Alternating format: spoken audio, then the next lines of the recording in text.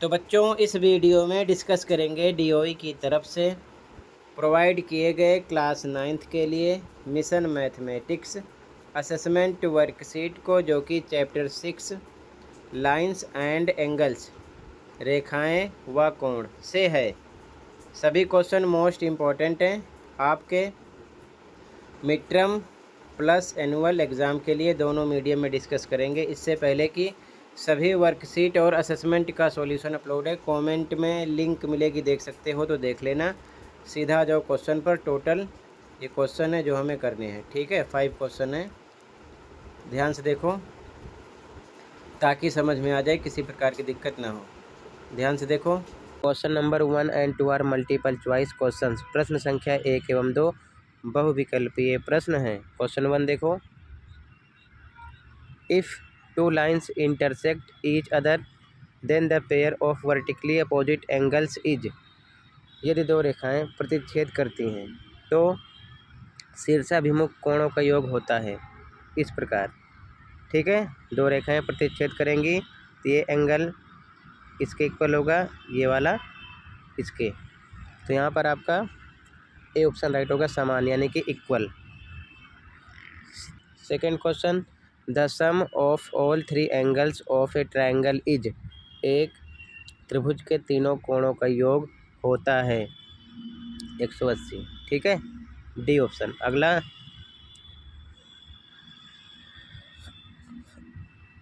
Question third, fill in the blanks, रिक्त स्थान भरें।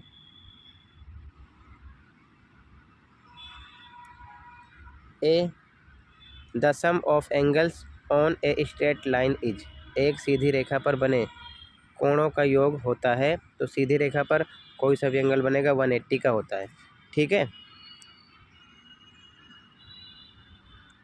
अगला, if two lines are perpendicular to each other the angles formed are.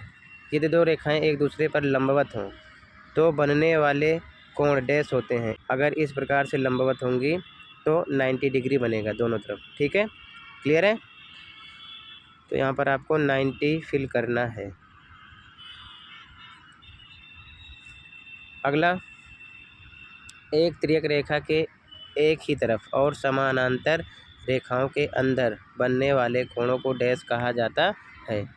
The angles formed on the same side of a transversal and inside the parallel lines are called. ध्यान से देखो, इस प्रकार से मान लो पैरेलल है यानी समांतर है और ये तिर्यक रेखा है, तो एक तरफ ये जो एंगल बनेगा इसे क्या बोलेंगे, तो इसे बोलते हैं इंटीरियर एंगल, ठीक है। तो इसमें आप लिखोगे इंग्लिश में इंटीरियर एंगल, ठीक है, इंटीरियर एंगल्स, और हिंदी में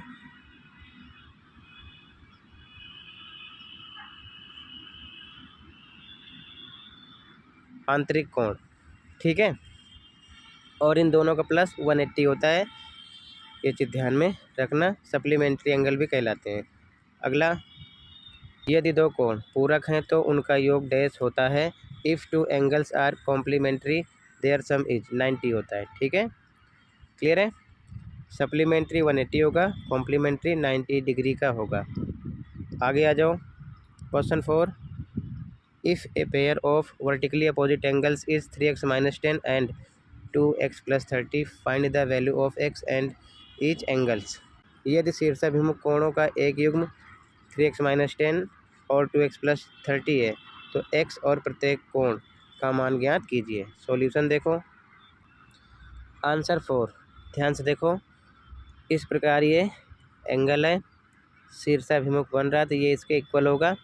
ध्यान लिखा गया है, x को x की साइड लाओ, नंबर को नंबर की तरफ भेजो, निशान बदल जाएगा। ये -2x, ये +10 हो जाएगा, तो यह जाएगा x माइनस करने पर 3x में से 2x माइनस होगा 1x, 1 लिखा नहीं जाता, यह आ जाएगा 40, ठीक है। बट ये आंसर नहीं है, ध्यान रखना। फिर कह रहा है x का मान निकालना है, ये तो x का मान हो गया, फिर दोनों एंगल भी निकालने हैं। तो पहले हम निकाल लेंगे, पहला है आपका 3x - 10, ठीक है। तो 3 पे 3 x की वैल्यू रख दो, कितना 40 - 10, ये आ जाएगा 120 - 10, 110 आ गया। ठीक है, अब इसका भी निकाल लो मान। इधर देख लो, ये है 2x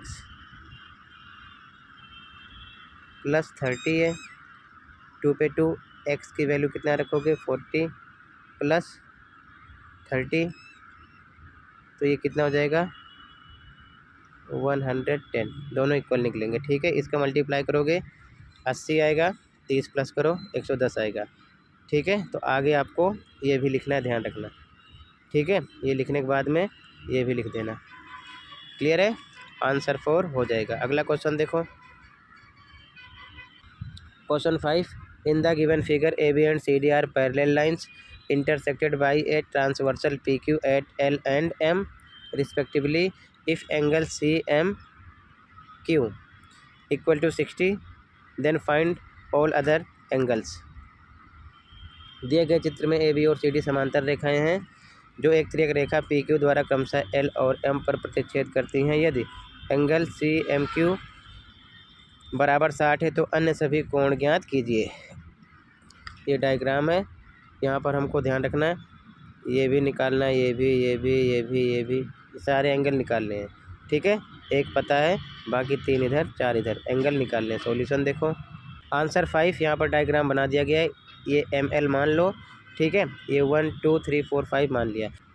अब ध्यान से देखो, सबसे पहले इस लाइन पर फोकस करो। 60 प्लस एंगल M इसको मान लेते हैं 180 क्या होगा, लीनियर पेयर, इंग्लिश में, हिंदी में लिखो रैखिक युग्म। ठीक है, तो M 60 इधर माइनस हो जाएगा, 120 मिल गया, M का पता चल गया। फिर से देखो, M इक्वल होगा L के, क्यों, Z जैसी आकृति है।